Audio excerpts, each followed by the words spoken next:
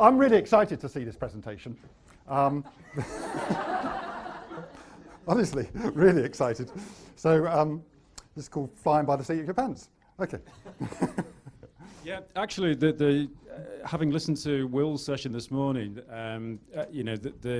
you could be forgiven. There would be a real danger that you might think we'd planned it and organised it, because I think we are actually following on from his core message about having some ambition. In various ways, I think Will gave us a terrific sort of, incentive, if you like, to sort of say, well, whether it's a very small scale, whether it's a total rewrite, can we be just that little bit more ambitious? And I think that's what we're trying to sell here today. At the same time, it would be naive to pretend that a lot of our students share those same kind of lofty ambitions and attitudes. And with that in mind, I make no apology for repeating. I'm pretty sure I used this last year, but I think it does bear sort of revisiting. So those of you who mark exams will know that we get a lot of this kind of thing. Not usually quite as priceless as this particular one, but we do get a lot of things like students who sort of, whether it's the criticism of the paper or just their life story, we get this sort of thing. So this priceless one is from a student called Melanie, and just for clarification, she said, Melanie? Oh, please do, yeah. So in my opinion, I don't see how sources are testing students on their knowledge, on the history they've been studying, as if you don't get the message of the source, you aren't going to be able to answer the question correctly, Mr. Walsh.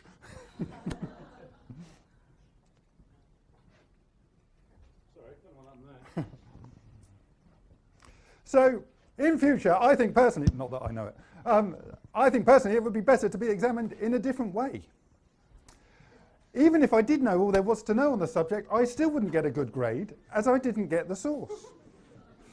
It would be simpler to just ask questions and answer them in full, just being tested like that. This was the basis of the Gove review of the history curriculum. The killer line. History is hard enough without having sources as well. As you have such a lot to learn in such a short time. Please take what I wrote in consideration. Many thanks. Yours. Please, Mr. Walsh. You're not feeling so ambitious now, are you? So obviously, we have to face that. And I think it's, like any good source, we can make inferences from this. We can make inferences from her experience of history, of her perception of history, what she actually thinks history is. And she clearly regards history as a big pot of stuff that you learn. And if you learn it all, you know history. And one of the things that we're going to assess and address here is that, this is about changing a mindset as much as it is about resources and sources and questions and activities. It's about getting kids like Melanie to understand that history is something that you do rather than something that you learn or remember. And obviously it's about wrestling with the challenges that get us there. So with Melanie in mind here, we want to pose a couple of questions that could we really expect Melanie to engage with a source like that? Okay. Now, obviously, those of you who are about 60 feet away would find it even harder to engage with a source like that. I recognise that it's not the easiest thing in the world to read, but actually, just looking at it straight away, I think that if we could get Melanie to relax and say, don't worry about knowing all the answers and getting all the grades and that sort of thing. Let's just have a look at this document. There's an obvious thing that leaps out, isn't it? There's a big load of crossing out in the middle. What's that about? And that's the beginning of our journey. That's what a historian would do. They'd find this document in there and say, why is that crossed out? What's going on here? Yeah. Now, what we're going to be doing, I think, in the next sort of 50 minutes or whatever, might seem a bit counterintuitive at times, because obviously, you know, the natural, whatever the opposite of counterintuitive, intuitive thing to do would be this kind of thing, wouldn't it? To take that intriguing looking scrap and turn it into something which, clear as it might be, I am not really all that intrigued by these 2-line extracts. Yeah, this is a classic case of I'm going to butcher the source so that I can ask a recall question. Yeah, whereas that's history. So thinking about this, you know, that's the kind of direction of travel that we've got today, and you know, that's the pitch, if you like, for this ambition, and why it might be worth battling with sources that might appear to be the kind of thing you would say, whoa, no way I'm going to let Melanie near that kind of thing. So with that in mind, here's our title. Okay, this is a Victorian poster. If you're interested in it, it's absolutely priceless with all the imagery. It's called The Broad and Narrow Way. Yeah, and we're going to ask you to consider the narrow way. So basically, here's the broad way with fun fairs and cinemas and, God forbid, Sunday trains. And here's the narrow path of enlightenment and lots of, you know, the Book of Ephesians and that sort of thing. If you were going to share this with the kids, then you might want a slightly more sort of literal representation of the same fundamental idea, but you know, that's what we're aiming for here. So with that in mind, I'm going to hand over to my it's me, is it? To my lovely assistant. Are you going to? Do you want to click? No, it's okay. So it is this idea that far be it for me to stand here next to the Ben Walsh and criticise textbooks, but it's the idea that, you know, textbooks serve a purpose, absolutely, and you know, knowledge transmission, getting the kids to know stuff is really, really important, and I'm not going to criticise that. But when it comes to getting the kids to kind of embed that knowledge, really understand it, make sense of it, that's where working with original documents can really come in. They can be a really powerful tool to do that. How do I make this work? There we go. And I want to go across the idea that archives have the power to make us think, because they challenge us constantly. Archives challenge the history profession constantly. They challenge historians to ask new questions, to create new history, to create new knowledge. And I think that's something that we need to get across to students. Because if we are challenging them, then that's making them think. And if you know your Daniel Willingham, who's a cognitive psychologist professor at the University of Virginia, he says, you know, memory is what you think about. It's not what you try to remember or want to remember. It's the product of what you think about. So let's, if we want to embed the knowledge that kids have, let's get them using it. And a great way to get them using it is by getting them to do activity around a document. So, because history is about understanding and not just knowing. And at this point, we do need to talk about acronyms. So, I was on the an unnamed. Let me be diplomatic because I'm on camera. I was on an unnamed Facebook group, and a teacher asked the question, "What acronyms do colleagues use in order to teach source analysis?" So these are genuinely all acronyms that are used and were suggested by teachers. You may use some of them, you may know some of them, and it'll be interesting to find out what some of them are, because I didn't recognise some of them at all. Cop, nop, whap, dap. I feel like I should break into song. Skid, prat. I'm saying nothing.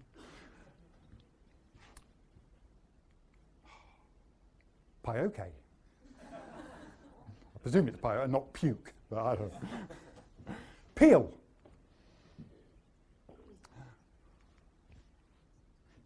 Anyone know that one? Ah, it's so sweet, isn't it? Panda. What does panda stand for? I don't know, it's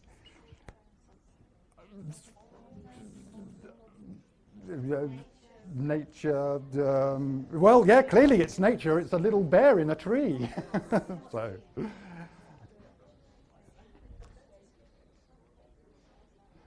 Copal, Colin. I don't know if that's actually an acronym or just that you go and ask a guy called Colin, what does this mean?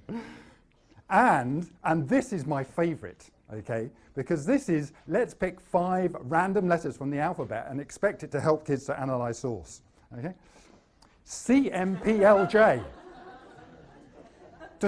Now, honestly, does anybody know what CMPLJ stands for? Content. Oh, okay, right. Because I was getting really worried, because I was thinking, if I got CMPLJ, do I...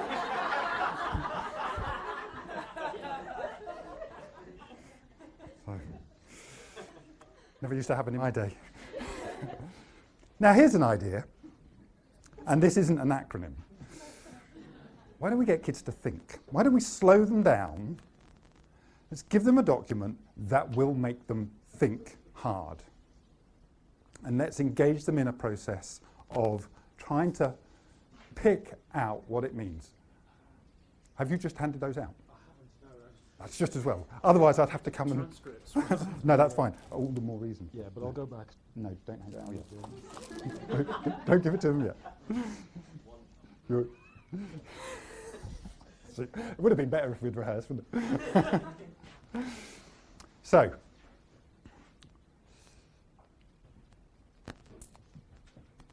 this is taking the idea of what might appear to be a completely inaccessible document and using it. And can I just ask the question, how many of you can read German? Could I have a show of hands? 4, 3.5. Right. That's fantastic. Okay? That means that I've got 3.5 gifted and talented, and the rest of you are the worst, most challenging, low literacy, special needs class in the world. So when you see the document up close, you'll understand what I mean. But it hopefully will get across the idea that actually you can work with these kind of documents. And we use this document in our workshop with Year 9 students, and we use it successfully. So even the most challenging of documents can be used. What I want to know is, what can we learn from this document? And I'm not going to hand it out yet, or Ben's not going to hand it out yet. What I want you to do, and I know this is particularly hard for the people at the back, but actually that's an advantage. I just want you to look at the document and make some observations, just with the people around you. Just take 30 seconds, look at the document and think, you know, how's it been created? How's it laid out? The structure of it, you know, think of it as an artifact.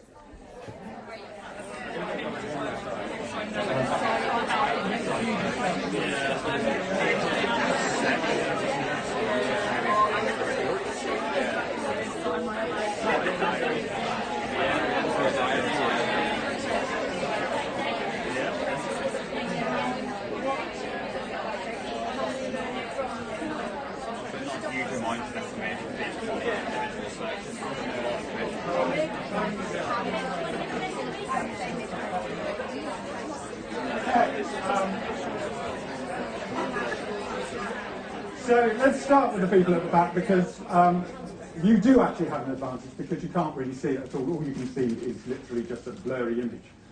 So from that blurry image, What do you make of this? Tell me some observations about the document. Anyone at all? It's tight. It's tight, fantastic. So immediately we can place it sometime after about 1870, once typewriters start to be used. Okay, good? Yes, so we've got annotations. It's clearly been broken over here. Thank you, Tom. It's clearly been broken. Like, it's got breaks in it. It's got Oh, breaks. yes, so the layout of it, so Broken it's got some kind of clear structure to it. Good, at the back. Okay, possibly some kind of transcript or script. Right, so we've got some kind of like paragraphing with possibly names or something like that, right, as if it could be a script from a play. Okay, good. Yes. Just based on what's at the top, it's a page of something of which there is more. Excellent. So it says number 2 at the top here. Also, we can see it's got binding. So this is not just a single page, it is part of a bigger document. Yes. Good. Okay. Any other observations? What's it typed on? Yeah. And I don't know how well you can actually see this, but you might be able to make an observation about the quality of the paper that it's typed on based on that sheet of white paper that we put behind in order to photograph it. I don't know how well it shows up, but actually that sheet of, the sheet of paper it's typed on is so thin you can see the sheet of white paper underneath it. Certainly, you know, with a brighter image, you can see that quite distinctly. So again, that gives us an indication of the quality of the paper, possibly the period in which the document itself was created. So, you know, we're beginning to make some observations about that. Now, this is a point at which students often think I go a bit funny, if I haven't already gone a bit funny. And let's go back and think about the process by which that document was created, how the information was obtained that's on that. Somebody sat down at a typewriter, got a sheet of paper and put it in and started to type. Now, let's think about what are the possibilities for where the person that was typing got the information that's on that sheet of paper. Yes? In the meeting itself. It could be in a meeting taking minutes. It could be listening to a radio. Typing something up. Yeah, so maybe collating notes from that they've already taken.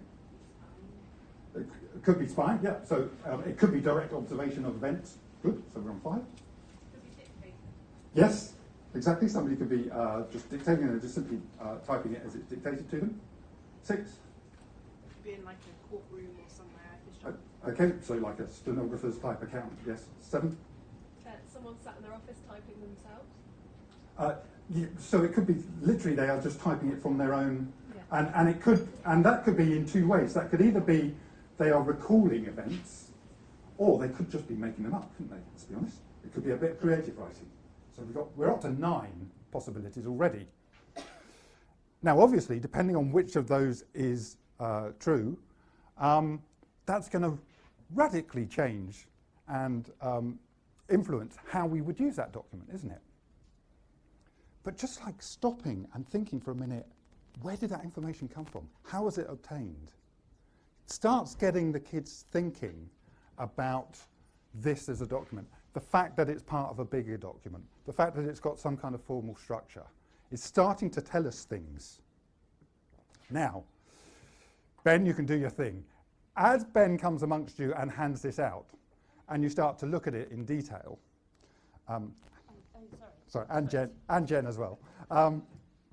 As you start to see it in detail, start thinking about which of those possibilities, or is it another one, now that you can see it up close, which seems to be most likely about where the information has come from? Are there any clues? And also, as you start to look at it in more detail, this is where you realise that you really are a special needs student if you can't even read it.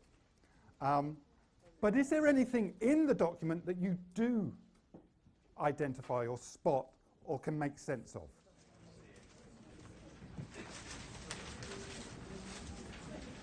Yeah, feel free. You can do anything you like with these. I don't want them back.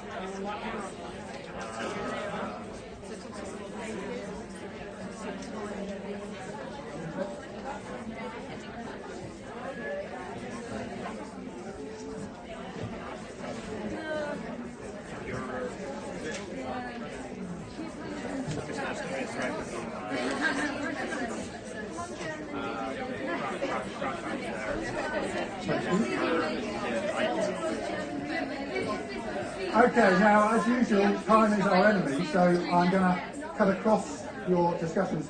But let's just start making some observations. Is there anything, now that you can see it up close, that lends you to think it's probably more like this than like that? And also, is there anything that you're spotting in the document itself where, from your own knowledge, you might start to piece together what this document might be about? Let's start hearing some ideas. Yes? From the SS, isn't it? The stormtroopers? Okay, so we've got mention of the SS. Yes? Rest missed, does that imply it was morphed and it was intercepted? Okay, good. That's certainly a possibility, isn't it? The fact that we've got a document that's in German, but then we've got bits like rest missed. Also lower down here it says two brutes corrupt, and so on. Might indicate that something's being missed out. They're not getting the full message. Yes? Okay, can you say a bit more about... Yeah, again, because of the rest was of it, some of the letters have been changed. Yes. Further down, like they've misinterpreted. Okay, good. Tell us a bit more about Enigma. Who, what, how, where, why, who? Well, you're all history teachers. Obviously, the British had an Enigma machine which they had to crack the code essentially to translate the German messages that they'd been coded with Enigma, and then they had to break them in order to get German communications. A great example of naturally bringing in own knowledge. Looking at starts to trigger some knowledge that you have in your head, and you start to then naturally contextualize this document. Because you see something, you think, I wonder if that is Enigma, and the rest missed wouldn't imply that. The structure of it would imply that perhaps this is a series of interceptions that are coming in. Okay, and we've got mention of the SS. Anything else that people are starting to recognise? We've got place names, so we've got background, we've got arguments. Good. Something to do with courts, so it might be something to do with observations that the Allies are making on those. Yeah. Okay, so yes, have we got any dates or any names that also support this idea? Eichmann, yes, who was... Okay, good. Have we got any dates? Yeah, end of 1942, start of 1943. Good. So we've got locations in Poland. We've got high-ranking Nazis. We've linked to the Holocaust. We've got dates and so on. We're beginning to place this document in some kind of context, aren't we? We're moving along really quickly. But let's just reflect, in a few minutes, just by naturally bringing in our own knowledge, we're beginning to get some sense of understanding about a document that we can't even read. Just by picking out the bits that we do understand and contextualizing with our own knowledge. That this appears to be something about the final solution in Poland in World War II. I've lost my clicker. Now, if we just hone in, let's do it the old-fashioned way. There's some funny thing on the screen here. Are you wanting to zoom? No, I just want to move Some on. application has started itself. Excuse me. But if you just hone in on the second paragraph down, the 13-15 paragraph, and just look at that in a bit more detail, where you have a series of letters and numbers.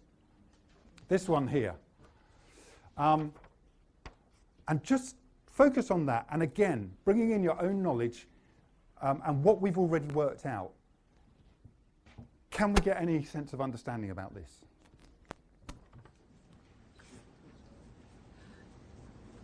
Yes. Operation Reinhardt's after Reinhard hydrate after his assassination, it's the removal.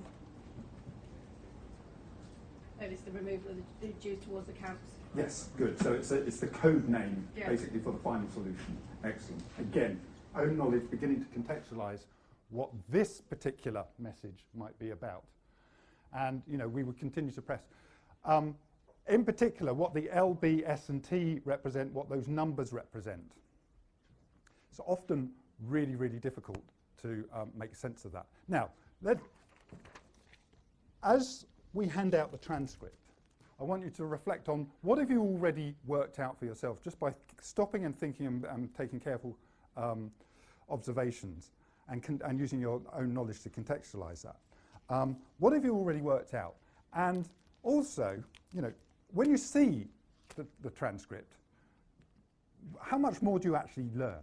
Because the transcript is essentially what you would get just as an extract in a textbook, isn't it? You, without seeing the whole context of the document that we've already seen. So, if you would like to distribute those ones, thank you. So again, as you look at the transcript, what more does it actually tell you than, or does it simply confirm what we're already beginning to suspect? Does it help to clarify what L, B, S, T are and what those numbers are? But also think about what would you have missed out on if I had simply given you the transcript and you'd never seen the original document? If you'd only had this and you'd never seen that, what would you have missed out on so far?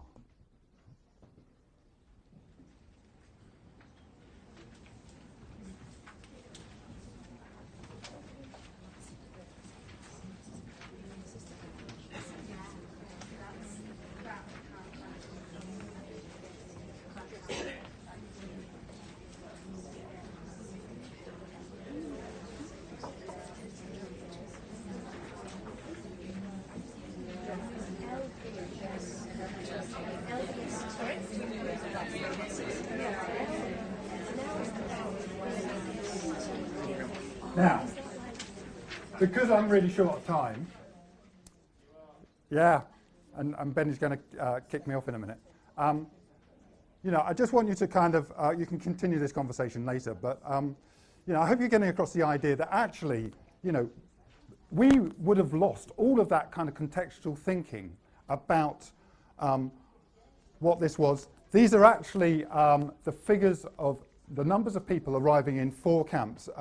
Lublin, better known as Majdanek, Belzec, Sobibor and Treblinka, arriving at the end of December, and the totals that had arrived in those 4 death camps in the whole of 1942.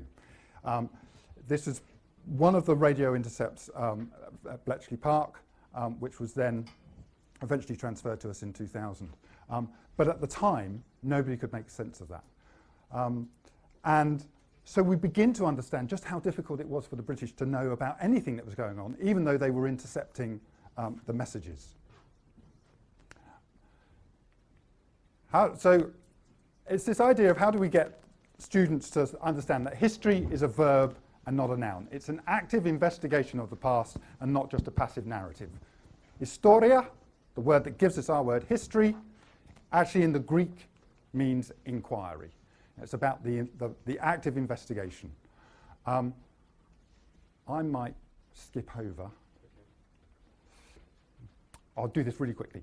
Where do students think history comes from? You know, they probably think that Ben went and picked a book off the tree. You know, that history books come pre-formed.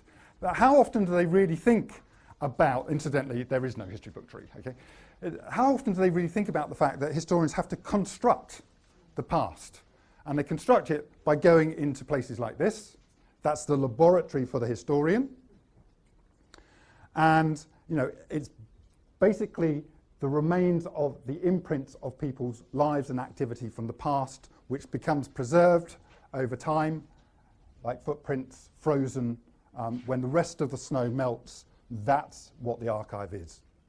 Sorry, can we go back just one second? Yeah.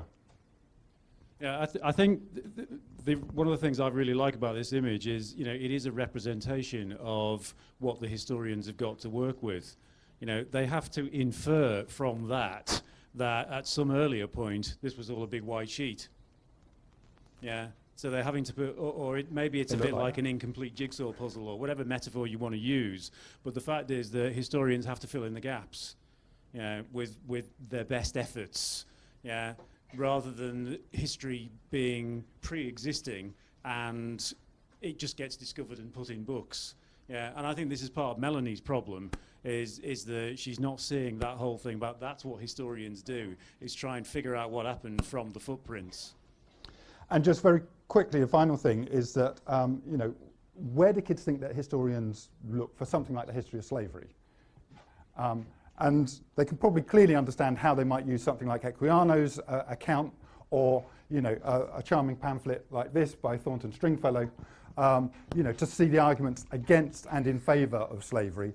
And they could understand that, but can they understand that actually, you know, what historians do is that they come to the archives, both in London but around the whole country and around the world, and actually they have to piece it together from what's left behind. Because there is no record series in the National Archives for slavery. There's not an SLV series. If you want to find out about slavery, you have to look in all of these different places. In the Admiralty collection, ADM, Customs collection. Admiralty because it's a seaborne process, Customs because it's a trading process. The Colonial Office because it's about the governing of overseas territory. The Exchequer because it's a financial process. The Foreign Office because it's about international relations. The Treasury because it's about taxation and government finance. In maps, plans, and the geographical collection, because it's a geographical process, and the zipper files, which are news and publications, because it's part of everyday life and society. Because slavery, you know, was everywhere, therefore it leaves its footprint everywhere in the archives. And that actually tells you something about what slavery was. It's a seaborne, trading, overseas, financial, international government, geographical process that was part of everyday life and society. And if we had collated all of those records together and just put them into a single record series, you would have lost that understanding. Thank you. Okay, so, sorry, I'll just skip ahead. What we'd really like you to do now is to come up with an acronym. just kidding. You know, at the risk of stating the obvious, we will make the slide available, and these are all from the National Archives. They're free for you to use, and in the notes bit of the presentation, we've given you the URLs. So, you know, hopefully you should be able to find everything fairly easily, or of course just nick it from the slides themselves. But we just thought we'd give you a quick sort of run through of some of the things that we think are feasible and possible in this broader thing of why use what appear to be difficult sources.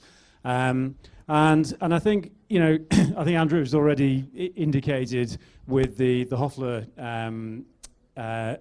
extracts, you know, how you could use existing knowledge to then deepen that and develop that questioning approach. To use the language of sort of motivation and learning theory, you know, if a student, if you have relatively low levels of mastery, if you are a novice, then new input tends to be intimidating.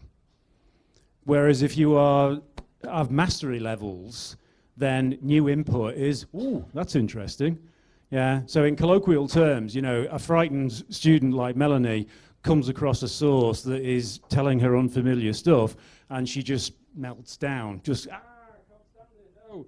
Whereas, you know, a historian who discovers new material, you know, is thinking, oh, book deal, you know, or TV series, or something like that. Yeah, it's not intimidating for them. So I think there's, you know, there's millions of ways to use sources, but two obvious ways. One is the mystery of an introduction to something. What questions do we need to ask? The other way is this is going to make you think harder about stuff you already know. And you know, I've tried to phrase this. It's not about answering questions, but thinking about what questions we could answer. You know, what essentially is this useful for? You know, getting away from this narrow, sterile idea of how useful is a source, and just looking the way historians do is, what can I use this for? So obviously, you know, the temptation from this example, which is a Matthew Paris map from 1250 of Britain, is that people in the medieval period were crap at geography. However, once you start looking at it really carefully, yeah, and I haven't got time to do all the stuff that Andrew was doing, but, you know, you would say, well, what are the big features? You know, the rivers really stand out, don't they? Yeah, we know, let's assume that people aren't stupid. Let's assume that this isn't meant to be an accurate map. It's meant to be a representation of something. Yeah, and you start to see the importance of rivers for transport. You probably can't see it from where you are, but if you look carefully down the backbone of England in particular, you'll see it's a succession of castles and cathedrals. Yeah, and this is a statement of power. This is how power worked in medieval England. You know, these are the centres of distribution of new laws, collection of taxes, and obviously it's where the monarch would stay on their sort of processes. So, you know, something that appears to, you know, it's all in Latin. You know, it has the same kind of apparently inaccessible characteristics, but once you start mining it and seeing it in the round, then, you know, it does start to get interesting and exciting. Here we have Henry VIII in all his splendour. I think this raises an interesting question. You know, obviously we can dig into this and we can look at all the symbolism and the heraldry and all that sort of thing. And yeah, you know, it's a projection of power, fine. But I think it raises an interesting question when we put it in our wider context. That's where, you know, you could easily see that in a textbook, couldn't you? You know, here's Henry VIII and maybe a question about projecting power. But textbooks generally wouldn't have the space to point out that that comes from here. And this is the Valor Ecclesiasticus. And it's got, you know, is it really a coincidence that we have a picture, you know, a very ornate colour one of the king on the front? You know, what messages are being sent out there? And it does raise that question of which of those is the source. You know, sometimes I think if we don't give those sources in context, yeah, then, some, you know, for example, a painting or a fresco or something like that.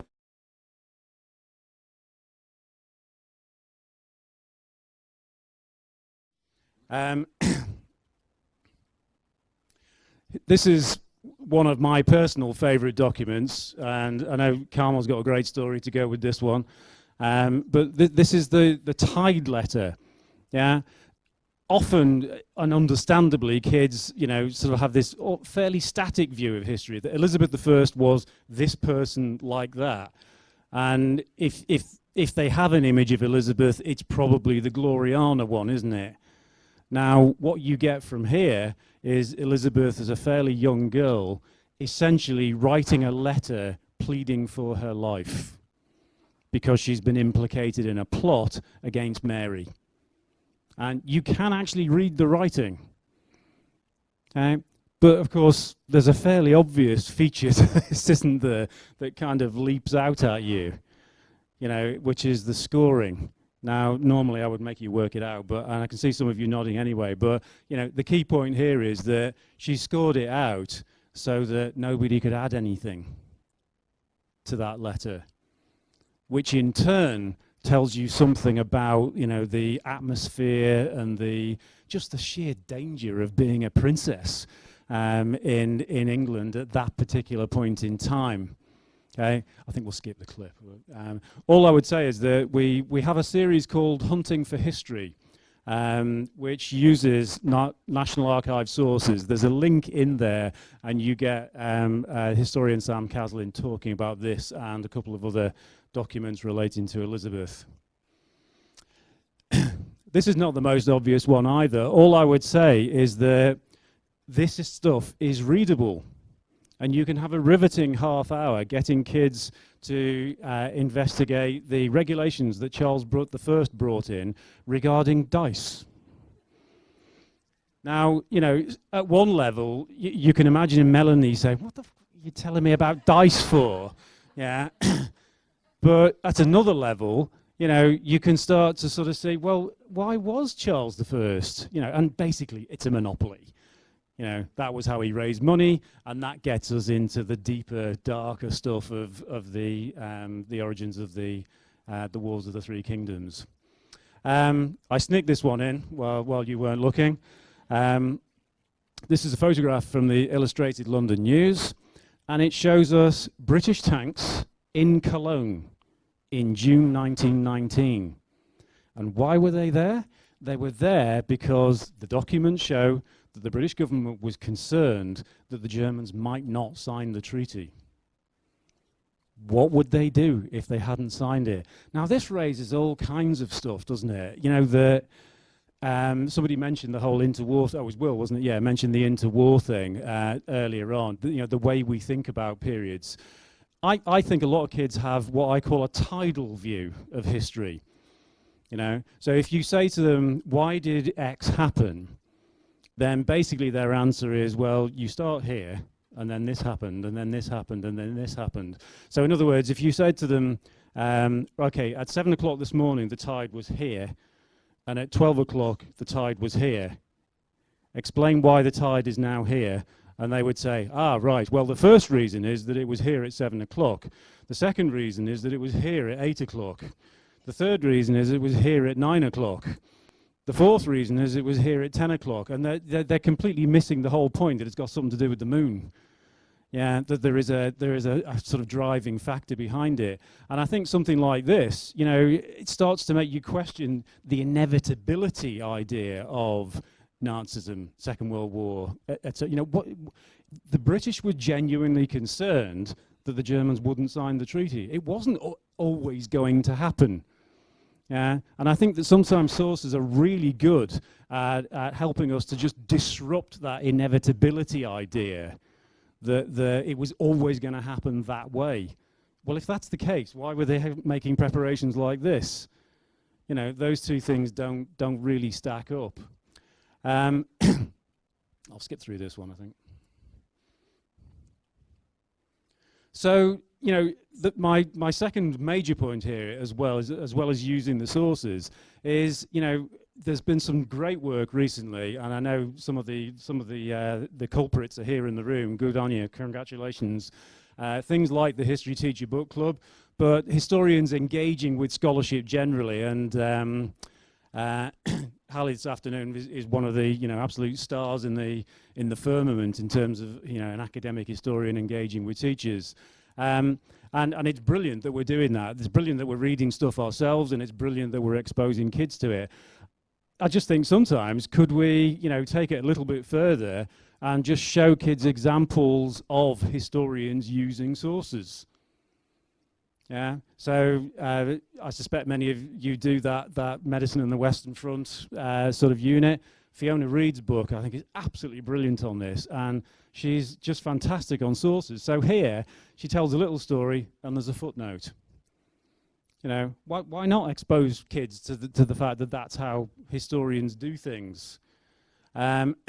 Or, yeah, so there's a methodical medical historian. Here's a plain angry historian, Eamon Duffy on the Reformation. Yeah, and you can just see, you know, it was 500 years on, and he's still really cheesed off about it, isn't he? And, you know, look at the way he is saying, you know, basically, people didn't want the Reformation. Look at this document I've found. Look at this document. Look at this document. Yeah, he's a brilliant historian from that point of view. Then we got Mark Morris, everyone's favourite historian, and this is how he talks about the biotapestry. I just love this one about then scholars who work in these fields can usually get all their primary source material on a single shelf and still have room for ornaments. You know, his sort of humour and wit, I think, is very powerful. Or here we have Peter Fryer, his Staying Power, History of Black People in Britain, and you can see that he's saying advertisements raising a hue and cry after escaped black slaves appeared in England almost as soon as there were newspapers to publish them. So this is way before the kind of traditional time that we would expect. So again, just a thought that we don't always have to use the sources. We can look at how the historians use the sources as a way to help Melanie to get to grips with those sorts of things. So I think that's pretty much, you know, where we started. And I hope that, you know, we've given, if nothing else, then a bit of food for thought about, first of all, you know, are we helping Melanie by murdering the source? Should we actually be, you know, hitting her with the real stuff and thinking about ways to make something out of that? Thank you for listening.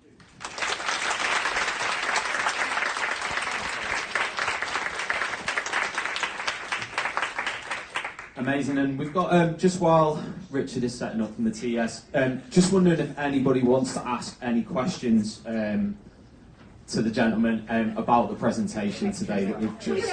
We go back 3 slides. That was a really nice list. It's just if anyone has any questions. Does anyone want to ask Ben or Andy anything about the presentation today? Yeah. Do you have any good recommendations, apart from obviously the National Archives, but if we wanted to find accessible sources that we can make use of in the classroom, where's our best go-to point to find them? Because that's often one of the, we use the National Archives, but where else would you recommend? And we obviously make use of our local archive, but is there anywhere else that we could go to as teachers to get sources that we could... Just to relay that question, it was accessible sources apart from the National Archives. There's a lot of archival collections available online now, so you know, the Churchill Archives have published a lot of material, and again I've done education resources courtesy of Mr. Walsh. British Library has a lot of good stuff available online. Old Bailey. Old Bailey, yes. But certainly the local archive sector is putting a lot of material online, and you know, don't forget that going into your local archive is a great way to find stuff, and encouraging your students to, you know, maybe try and organise one of your history trips to a local archive. I would just also say to, you know, look in the back of the academic texts, you know, the scholarship that you're reading, because very often they will give you a steer to collections that you can then Google, and within an instant you'll know whether they're available or not. Any other? Maybe one more if we've got time. Just one more question. Anybody? Nope. Fantastic. Give them another clap.